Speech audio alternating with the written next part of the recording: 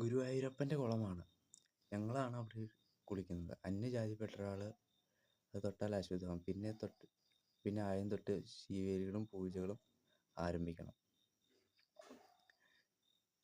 ചേനാട് ദിനേശൻ നമ്പൂതിരി തന്ത്രി.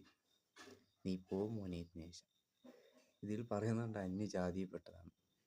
ഈ അന്യജാതി എന്ന് പറഞ്ഞാൽ പണ്ട് ഗുരുവായൂർ സത്യാഗ്രഹമൊക്കെ ഓർക്കുന്നുണ്ടല്ലോ. ആ ഒരു ജാതി കണ്ട് അന്ന് ശരിക്കും ക്ഷേത്രത്തിൽ കയറാൻ പറ്റില്ല എന്നല്ല, പരിസരത്തേക്ക് പോലും ആൾക്കാർക്ക് പോകാൻ പറ്റില്ല.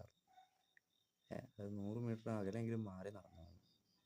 ഇപ്പോൾ കടുത്ത അയിത്തം പറഞ്ഞ ക്ഷേത്രങ്ങളിൽ ഒന്ന് തന്നെയായിരുന്നു ഗുരുവായൂർ ക്ഷേത്രം. അത് ഭയങ്കര വിവാദമൊക്കെ ഉണ്ടായത്. ഒരു 5-6 വർഷമെങ്കിലും എടുത്തു അത് ഇപ്പോൾ എല്ലാ ജാതിക്കാർക്കും കയറാൻ പറ്റുന്നത്. ഇപ്പോൾ പറഞ്ഞ കൃഷ്ണൻ ഏത് ജാതിയാണ്? യാദവ ജാതി. ബ്രാഹ്മണനേ അല്ല, യാദവ ജാതി പെട്ടത് തന്നെയാണ്. അത് ജാതി പേര് പറഞ്ഞ് അവഹേളിക്കുന്നുമുണ്ട്. അത് ശിശുപാലൻ, അങ്ങനെ ഒരുപാട് ആൾക്കാർ അദ്ദേഹവും ജാതി പേര് ഇടുന്നുണ്ട്. എല്ലാവരും പറയുന്നത് കർണനെ മാത്രമാണ് ജാതിനെ കുറിച്ചുള്ളത്. കർണൻ മാത്രമല്ല, യുയുത്സു അതുപോലെ കൃഷ്ണനും ഉണ്ട്. കൃഷ്ണൻ നിറസഹസ്രം എന്ന് കയറുന്നുണ്ട്. ഇടയച്ചക്ക, ഇടയ ബാലക എന്നൊക്കെ പറഞ്ഞുകൊണ്ട് ശിശുപാലൻ വളരെ മോശമായിട്ട് അഭിഷേപിക്കുന്നൊക്കെയുണ്ട്. പിന്നെ കൊല്ലുന്നുണ്ട്. വേറെ പലരും അങ്ങനെയാണ്. ഇടയവർ പറഞ്ഞൊരു താഴ്ന്ന രീതി ഉച്ചഭാവത്തിലാണ് പണ്ട് കണ്ടുകൊണ്ടിരുന്നത്.